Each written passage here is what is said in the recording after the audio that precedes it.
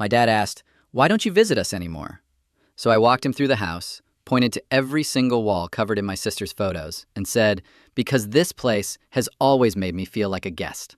My father once asked me with complete sincerity, "Why don't you ever come home to visit anymore?" Instead of answering him in the parking lot, I drove him back to the house and walked him through every room. I pointed to the illuminated cabinet filled with my sister's medals, the competition numbers stapled above his workbench, the laminated preschool ribbon on the refrigerator, and the 14 photographs lining the hallway. Then I asked him to show me one thing in that entire house, proving I had ever lived there. One photograph, one drawing, one medal, one school paper, anything. He stood in the hallway with his beer hanging at his side, opened his mouth, and said nothing. That silence lasted 30 seconds. I counted, because counting had been the language of my childhood. For most of my life, I believed love in our family was like a wall with a limited amount of space, and that my older sister had filled every inch before I was born. I did not think of it as a metaphor when I was young. I believed it literally, the way children believe that adults always tell the truth. I thought that if I earned the right grade, ran the right race, built the right thing, or became impressive enough, my father would finally remove one of her frames and put up one of mine. He never did. Years later, I would understand that the wall had never been full. There had always been a long stretch of empty plaster waiting at the end of the hallway. My parents simply never thought to use it for me. I grew up in a quiet Indiana town roughly 40 minutes south of Indianapolis. My parents, Bruce and Elaine Whitaker, met at the county fair when they were 17 and married 3 years later. They had my sister Mallory 4 years before they had me. From the moment she could balance on 2 feet, Mallory became the center of my father's universe. He told the story of her birth so often that I could repeat every detail before I was old enough to understand why it mattered. Her eyes were already open. Her grip was unusually strong. A nurse supposedly said she had never seen a newborn hold on like that. My father said he knew right there in the delivery room that he had an athlete. My own birth story was shorter. Dad was not in the room, the building, or even the same part of town. He was 30 minutes away at Mallory's preschool gymnastics showcase, watching his 4-year-old daughter perform a forward roll on a foam wedge, while my mother was in labor with me. He arrived 90 minutes after I was born. So that was my entrance into the Whitaker family. My father missed it for a forward roll. I know how that sounds, and I am not claiming that I had a horrifying childhood. We had a decent house, there was always food, my clothes fit, nobody hit me, nobody from the state ever came knocking. What happened was quieter, which made it harder to name. Whenever I tried to point out the imbalance, an adult would tilt their head and tell me I was keeping score. They said it as if keeping score were a moral failure. That always struck me as strange because my father kept score professionally when it came to Mallory. He maintained a spiral notebook containing every gymnastics result she recorded from the age of 6 onward. 11 years of scores, written in pencil, with the disappointing ones sometimes erased and rewritten. But when I noticed a pattern in my own family, I was accused of being petty. Mallory did not take casual gymnastics classes at a recreation center. She competed on a traveling USA gymnastics team, which meant the schedule shaped the entire household. 5 days a week for 11 years, my father drove her 90 minutes each way to a gym on the north side of Indianapolis. Once, during dinner, he calculated the accumulated mileage aloud, as though he were describing a military campaign. He estimated he had driven more than 300,000 miles for her training. When Mallory was 9, he built a gymnastics floor in our basement. He poured the slab, framed the platform, installed plywood, foam and carpet bonded material, and worked through most of one summer to finish it. He mounted a practice bar and a low beam. He bought a chalk bucket and fastened it to the wall at Mallory's height, then repositioned it twice as she grew. The basement renovation cost more than my mother's car. I know because I heard my parents arguing through the heating vent in my bedroom floor. During that argument, my father said a sentence I carried for years. "Some kids only get one shot, Elaine. You don't waste it." Some kids. Even at 11, I noticed the distinction. By then, I had started running cross country. I chose it partly because it was the only sport I could find where the equipment consisted almost entirely of shoes. There was no costly membership, no travel team, no private coaching, and no 90-minute commute. I could reach practice on my own legs, which was convenient because that was how I reached almost everything else. Cross country was also the ideal sport for a child nobody watched. You started in a field, disappeared into the woods for 17 or 18 minutes, and returned exhausted while spectators tried to work out which runner was theirs. If there is a more appropriate sport for an invisible kid, I have never found it. My mother attended a handful of my meets over 4 years of high school. My father attended 2. He came to one during my freshman year, but left around the halfway point because he said he wanted to beat traffic. The course was 11 minutes from our house. The second meet he attended was the regional race during my junior year, and that one stayed with me. The race was held at a state park about an hour away. Rain had fallen through the morning, the temperature dropped before the start, and the final mile climbed a hill that had turned into wet clay. I ran better that day than I had ever run before. In the last 400 meters, I passed 2 runners. Distance runners will understand how unusual that is. By the final stretch, most people have already made peace with their position because everybody is exhausted in roughly the same proportion. I crossed the line in 3rd place at regionals. A volunteer wearing a plastic poncho handed me a small bronze medal without looking up. I stood beyond the finish chute with mud covering my legs to the knees, closed my fingers around the medal, and searched the parking lot for my father's green Silverado. You could normally spot that truck from anywhere. It was not there. He had left at the halfway point again because Mallory had an open gym session that afternoon. It was not a competition qualifier or meet. Open gym was a $12 session where anyone could enter and use the equipment. I walked back to the team bus in my spikes, sat 3 rows from the back, and kept the medal hidden in my fist. I did not tell anyone I had placed. My mother's neglect was less obvious than my father's, and in some ways, more difficult to confront. Elaine was not cruel. She was tired quiet and convinced that good motherhood meant keeping everyone fed. Her version of affection was a plate covered with a paper towel inside the microwave. I would return at 8:30 at night from a meet-a-work shift or a volunteer build and find dinner waiting with a sticky note bearing my name. I ate every plate she left me, and I appreciated them. But a plate is not a question. It does not ask how the race went. It does not notice the medal you are still carrying in your pocket. Mallory, for her part, was not malicious. That matters because it would be easy to turn her into the villain. She was not smug or intentionally cruel. She was kind in a distracted, hurried way, usually with chalk on her hands and somewhere important to be. She might ruffle my hair while heading out the door before sunrise, or bring me a soft pretzel from a competition. She did not see what was happening because she had never been required to look. When you have spent your whole life standing in the center of the light, you have little reason to examine the edges of the room. I tried every method a child can use to earn attention. I focused on grades and finished high school with a 4.1 GPA and a state honors diploma. Mallory had mostly C's and 1 memorable D in chemistry.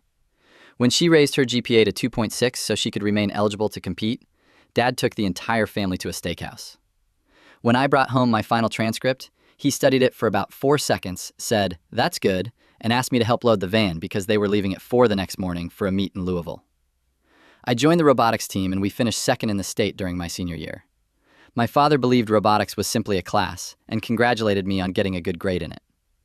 At 15, I began volunteering on habitat builds and found paid work with a framing crew through a man from church. Most of my early responsibilities involved carrying sheaving, sweeping sawdust, and trying not to get in anyone's way. I earned $9 an hour under the July sun and loved every minute of it. Dad did not know I had a job for 4 months. He eventually saw my truck parked outside the lumber yard and assumed I was in trouble. By graduation, I had stopped auditioning for the role of valued son. I understood the arrangement. Mallory was the story, and I was part of the background scenery. There was one person in my family who treated me differently, my father's mother, Grandma June. She lived 20 minutes away in a small brick house containing an unreasonable number of ceramic geese. Grandma June attended every cross-country meet I ran. Not some of them, every one. She kept a folding chair in the trunk of her Buick specifically for the races. She usually positioned herself near the 2-mile marker, which was a muddy section in the woods where almost no other spectators stood because nothing dramatic happened there. She would rise from the chair when she saw me, shout my name, and call out the split time from her watch. She was consistently about 4 seconds wrong, and I never corrected her. 1 woman and 1 folding chair, that was the complete list of people who showed up for me without being asked. When Mallory left for college on a partial gymnastics scholarship in Missouri, my father made 3 trips with his truck over 2 days. He built her a loft bed in the dormitory and installed a shelf for her medals. My mother cried in the parking lot for 10 straight minutes, and somebody recorded the whole thing. There were approximately 400 photographs of that move, organized in plastic sleeves inside a binder in my parents' living room. 2 years later, I was accepted into Purdue University's civil engineering program. Dad handed me a gas card and said, "Call your mother when you get there." I loaded my truck alone, drove to campus alone, built my own loft, and called Mom after I arrived. College did not trigger a dramatic breakdown or sudden transformation. I simply went to work. I discovered that I was unusually good at one specific unglamorous subject, understanding why buildings remained standing and why they eventually stopped. I took every structures course available and spent 2 summers inspecting bridges for an engineering firm. That work involved hanging beneath concrete in a harness and studying cracks, rust patterns, and deteriorated joints.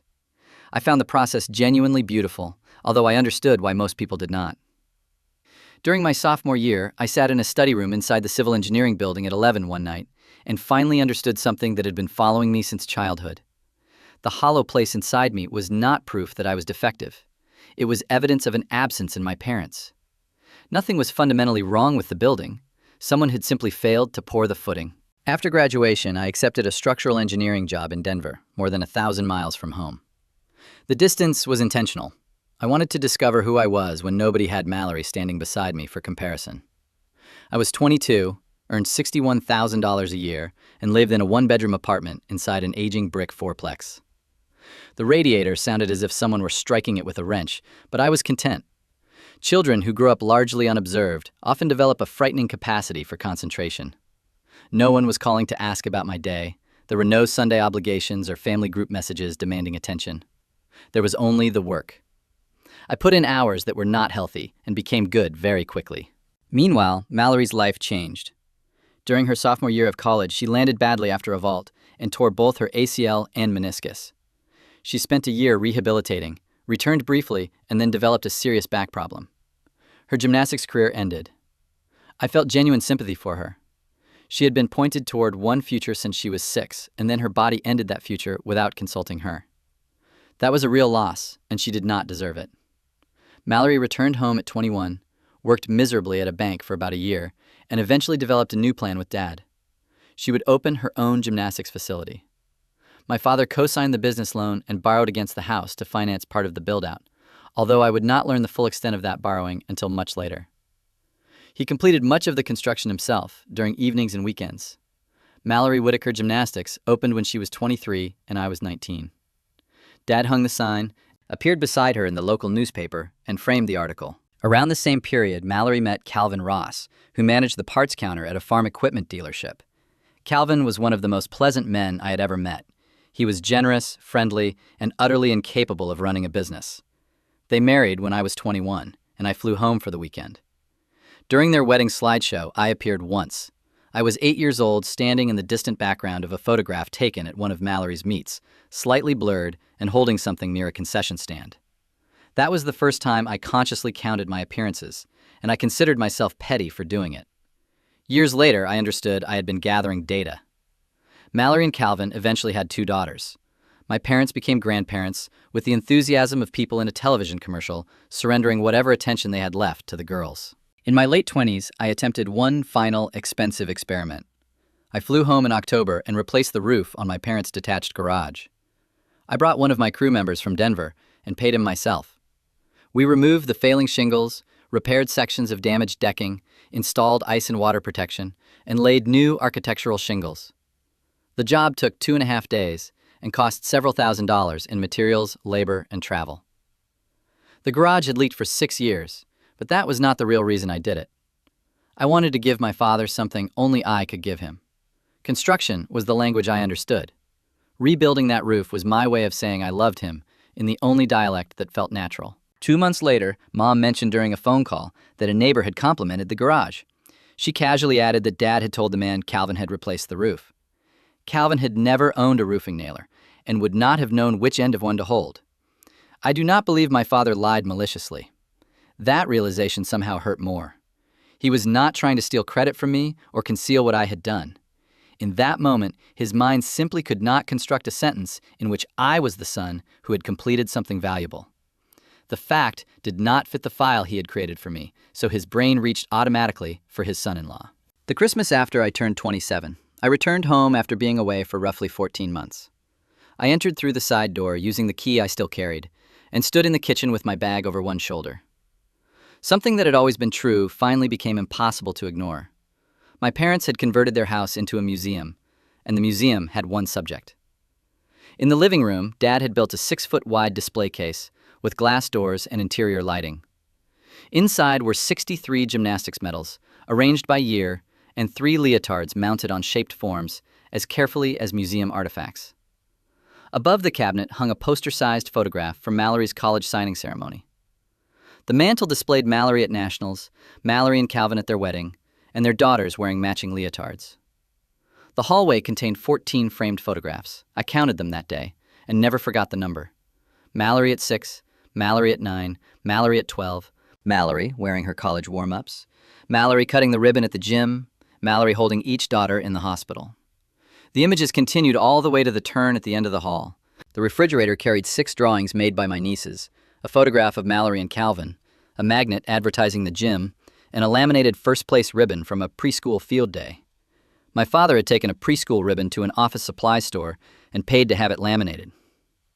In the garage, every competition number Mallory had worn was stapled in orderly rows above the workbench.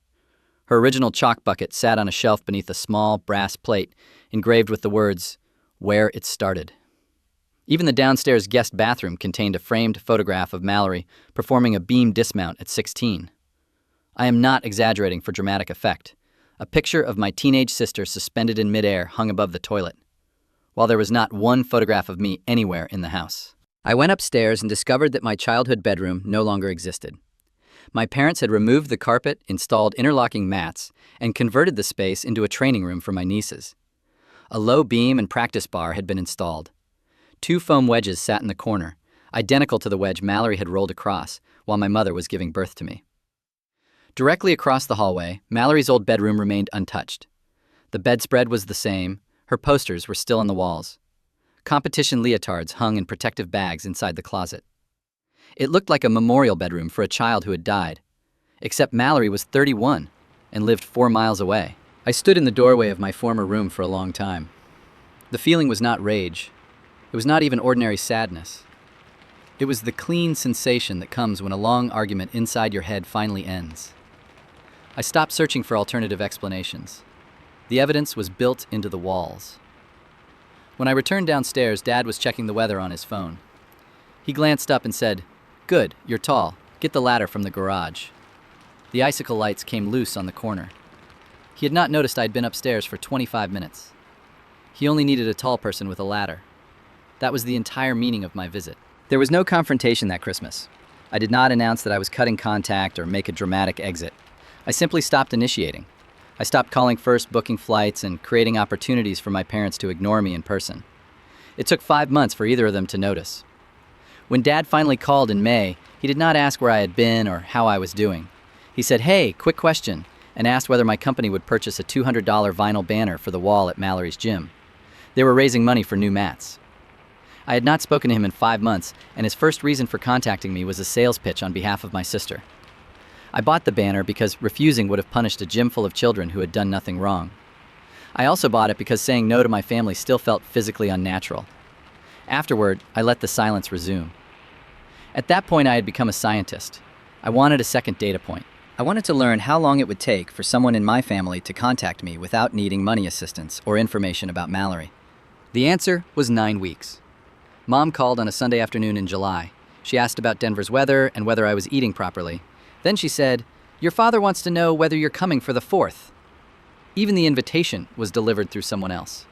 She did not say they missed me or wanted me there. She merely passed along Dad's question. The holiday was 11 days away, and I declined. While my family continued to operate without me, my life in Denver was becoming good in ways that had nothing to do with them. I moved from general structural engineering into historic restoration and building envelope work. In ordinary language, we repaired old buildings that were failing. Quietly masonry walls, foundations, roofs, and seismic systems inside brick structures erected around the turn of the 20th century.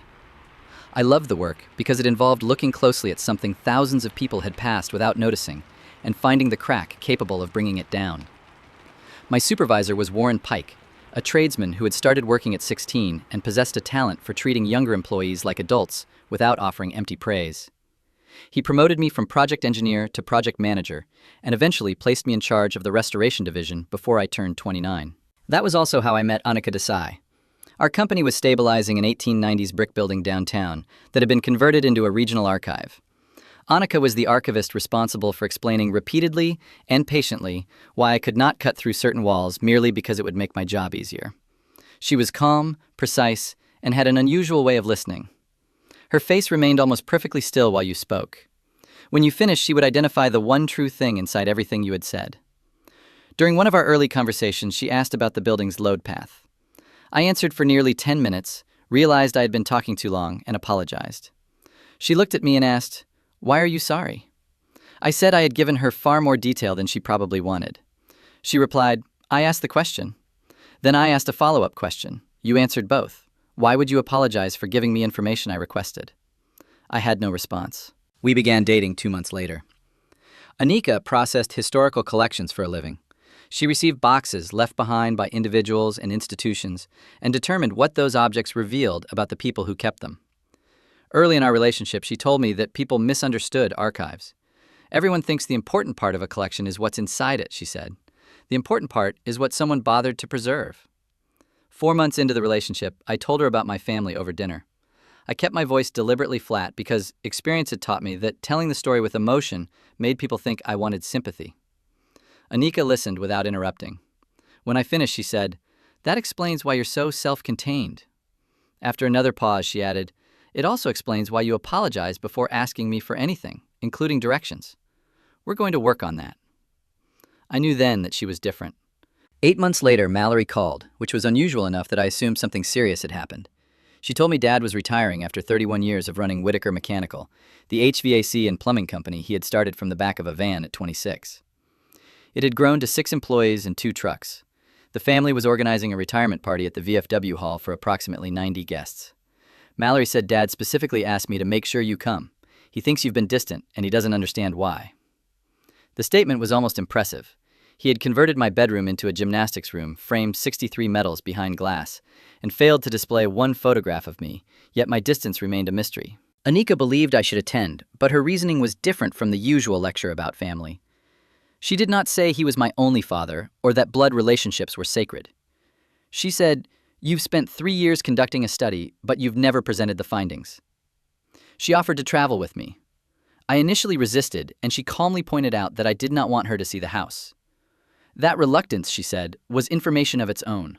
We flew to Indianapolis on a Friday in October. The party was scheduled for Saturday night, so we visited my parents' house Friday evening. Entering the house beside Anika felt entirely different from entering alone. I did not need to direct her attention toward anything. While Mom spoke politely in the living room, Anika's eyes moved from the illuminated display case to the mantel and then toward the hallway. I watched her expression change over about 90 seconds. Later, before I had said a word about it, she asked, "Where are you in any of this?" I shrugged, because I had spent 20 years strengthening the muscles required for that exact response. The retirement party filled the VFW hall with nearly everyone from my father's adult life. Former employees, suppliers, neighbors, church members, trade contacts, and one customer who still talked about the furnace Dad had installed in 1998. Along the back wall, Mom and Mallory had assembled what they called a memory wall. It contained 164 photographs, mounted on foam board and arranged by decade, supposedly representing Dad's 31 years in business and his life as a family man. I appeared in 4 photographs. The first was a group picture at someone's wedding, where half my body was hidden behind a woman wearing a large hat. The second showed Mallory at a meet, while I sat out of focus in the bleachers behind her, holding a soft pretzel. The third was a baby photograph taken while I was in a bassinet, although no one could have proven the child was me without being told. The fourth was my high school graduation photograph beside Dad, cropped so tightly that part of my shoulder was missing. Mallory appeared 71 times. Anika counted discreetly using her phone because cataloging collections was her profession, and she could not stop herself. When she finished, she stood beside me and said, "4. "I know," I replied. "No," she said quietly. "I need you to understand this. I do this for a living.